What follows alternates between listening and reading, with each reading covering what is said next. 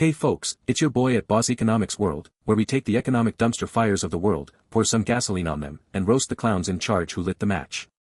Today, we're diving headfirst into the latest Trump tariff saga, a chaotic, deadline-driven circus that's got trading partners sweating, markets twitching, and your average Joe wondering why their grocery bill is about to look like a mortgage payment. Buckle up, because we're about to expose the economic idiocy behind this mess, call out the government's reckless mismanagement, and show you why this tariff tantrum is a one-way ticket to recession town. Let's go.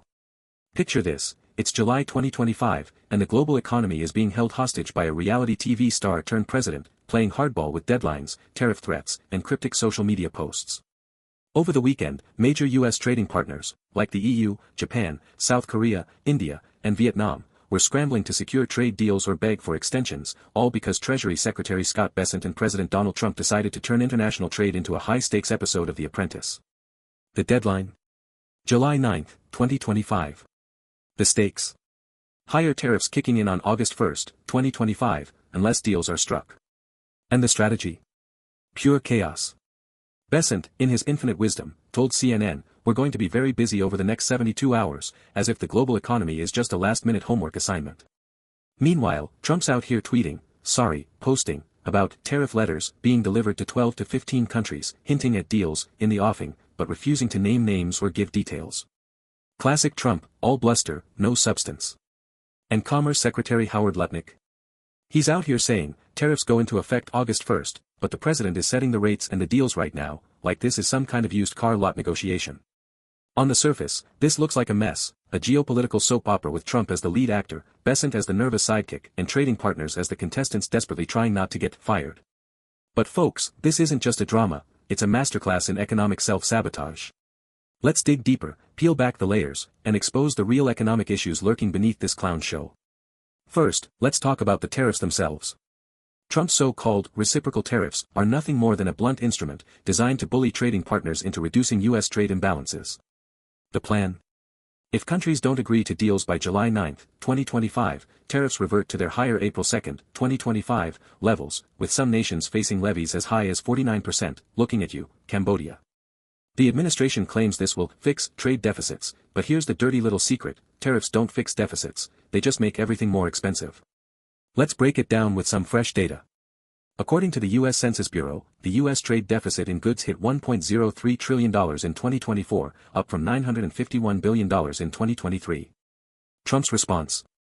Slap tariffs on imports to bring back jobs and balance trade.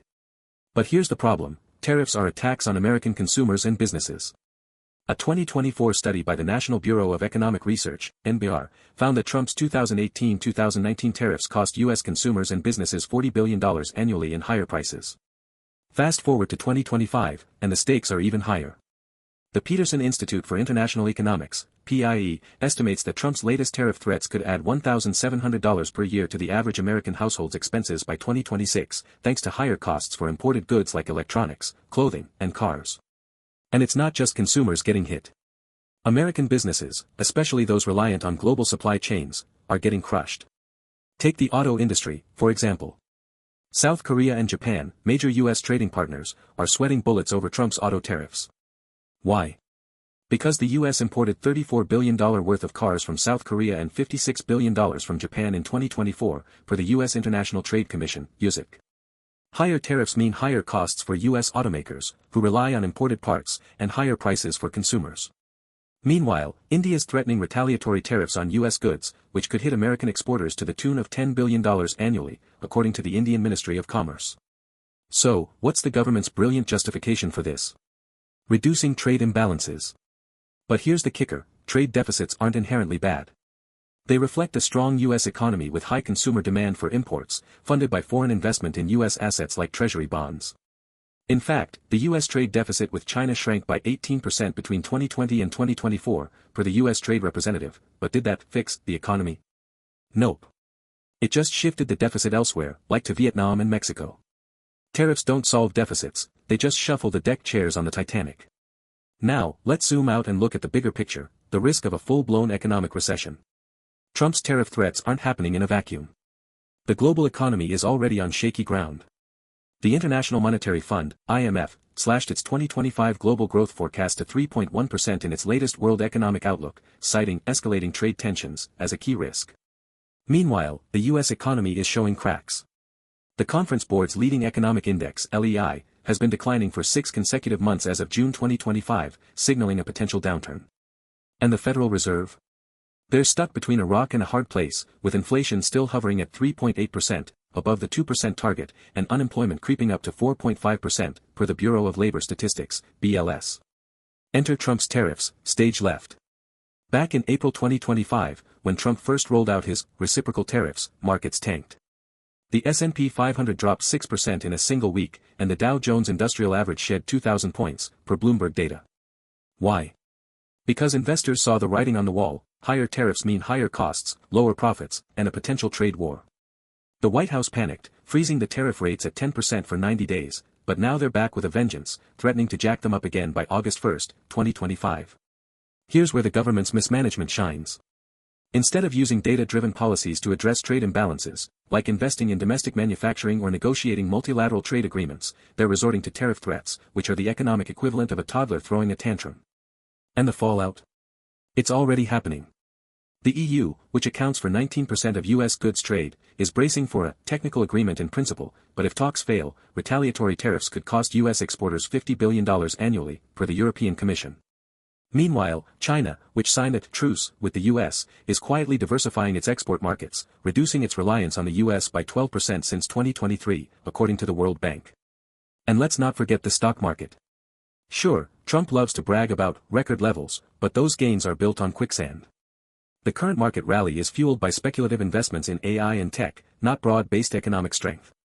The Shiller-Cape ratio, a key measure of market valuation, is at 38 as of July 2025, higher than before the 2008 financial crisis, per Yale data.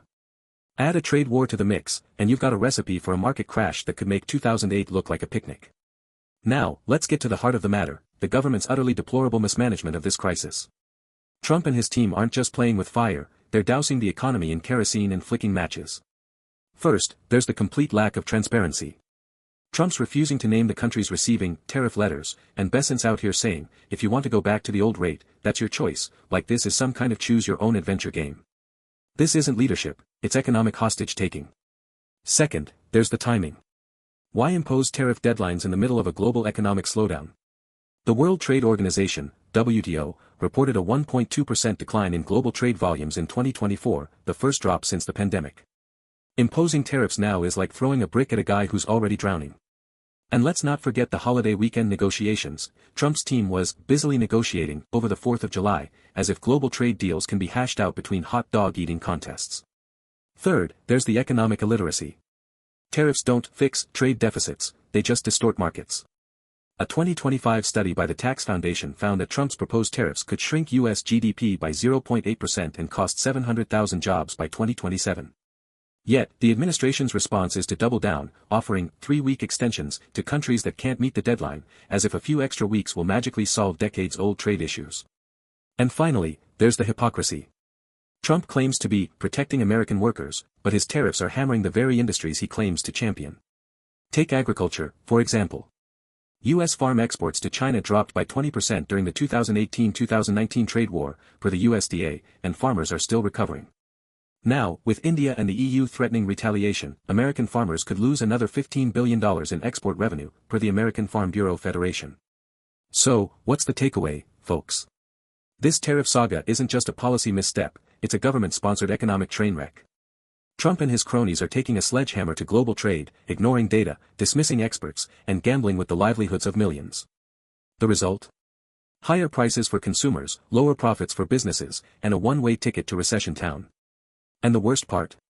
They're doing it all under the guise of fixing the economy, when in reality, they're just pouring fuel on the fire. For the ordinary folks out there, those of you who've been watching your savings dwindle and your grocery bills skyrocket, this is a wake-up call. The government isn't here to help you, they're here to help themselves, using your tax dollars to fund their economic experiments. And for the finance pros in the audience, let me leave you with this: start hedging your portfolios, because this tariff tantrum is about to tank markets faster than you can say, trade war.